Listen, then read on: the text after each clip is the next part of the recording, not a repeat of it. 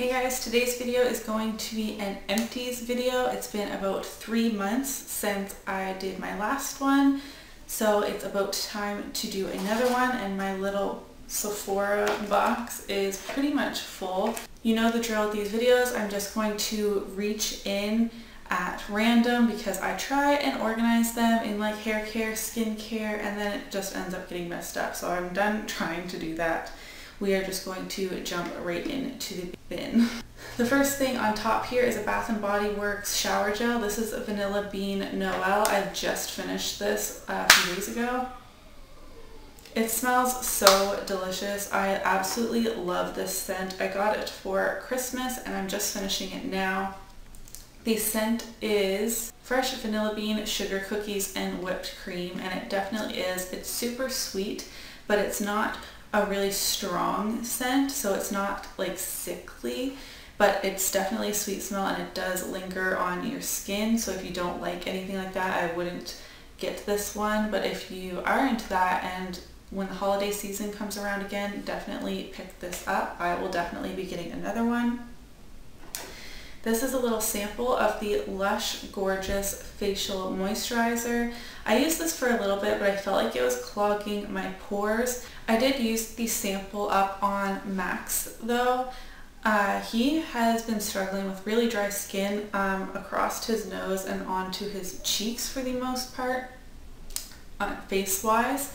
And I didn't want to be using any of my other skincare because it's usually targeted towards oily skin, which I have, and I don't really know how his skin would play with all of the chemicals that is in a lot of like adult products, period. So I felt okay using this LUSH one because LUSH uses more natural ingredients than a lot of other brands. It didn't completely solve his dryness problem, but it did help a little bit. I won't be purchasing the full size of that. This is the Head & Shoulders shampoo for itchy scalp care with Eucalyptus. This is like only has like this much left, but I noticed that it had expired in May. In the winter, I struggle with super dry scalp. It gets really irritated, and then if I use a lot of products, it gets more irritated. So this is something I use in the winter more so than any other time of the year. But if I feel like my scalp is getting really irritated and I'm scratching at it a lot, I definitely pick this up again. This is probably the second one I've gone through. It's not necessarily just for dandruff because I don't really struggle with that at all, but it did help with my scalp being itchy. This is the Aveeno Baby Soothing Relief Moisture Cream. I used this a lot while I was pregnant on my belly when I didn't want to be applying oils because I find the oils were staining a lot of my clothes if I didn't let it sink in all the way, and you can't always let the oil sink in before you need to get dressed. Like, people are busy. So I was using this instead, and I also used this on Max as well for his dry skin. This is really great. I don't care if it's for babies, it works great for adults as well. If you have really sensitive skin, I would definitely recommend giving this a try. Another body lotion. I was really trying to get through body lotion in the last few months. This is the Bath & Body Works Frosted Wonderland body lotion. This is another one that I got for Christmas. It's part of their holiday collection. I don't know if both of these come out every single season, but if it does come back this season, then I would definitely recommend getting this one. This one also smells sweet, but not as sweet as the other one. This is Warm Praline, Snow-Kissed Jasmine, and Iced Ginger. This is probably one of my favorite scents that I have tried from them so far. I prefer this one over the Vanilla Bean Noel. I have a shampoo and conditioner here. This is the L'Oreal EverStrong Sulfate-Free Thickening Shampoo. This stuff smells awful. I eventually got used to the scent, but I don't think I would repurchase it for that alone. And also, I felt like it thickened my hair, but like each individual strand, and then my hair felt really, so I wouldn't really recommend this. My hair didn't really look great without styling when using this as well, and all in all, it wasn't really that great of a shampoo. I finished my Origins High Potency Nitamins Mineral Enriched Oil-Free Renewal Cream. This was my nighttime moisturizer for quite a while. It smells so good. I absolutely loved this, but I don't feel like it was doing my skin any favors. It wasn't breaking me out, but my skin didn't look that great while using this either. I might give it another shot in a sample at some point because I was pregnant while using this. So your skin kind of does whatever it feels like when you're pregnant. So I don't know if it was because of this or because of the hormones. It's kind of hard to tell. So I don't want to write this off. But I would recommend giving this a try if you have more normal to dry skin, which is what I have more in the colder months. It's definitely not a moisturizer I'd be using this time of year. I went through a nail polish, which never happens. This is pretty much empty, and I tried to use it not that long ago, and it smells horrid and it's really thick. So it's definitely gone bad, but I've had this way past the little jar on the side.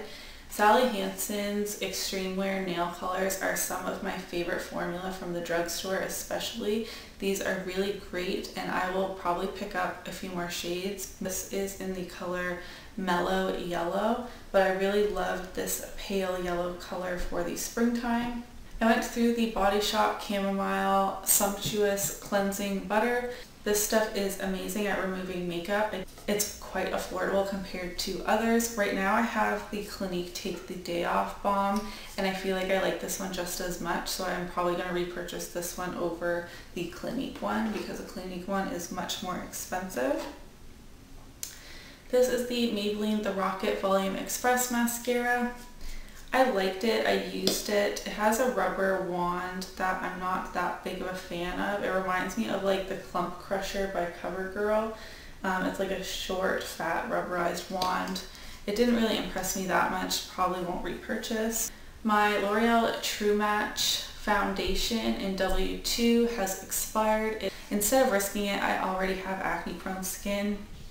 I'm just going to throw this out. It is pretty much gone compared to a lot of my other foundations. Probably has like this much left in the bottom. This was my absolute favorite. I think mostly because of the color match. It matches me really well compared to a lot of other drugstore foundations, but it just melts off my face, especially in the warmer months. It might be something I would try again in the colder months, but I don't really know. It's super affordable.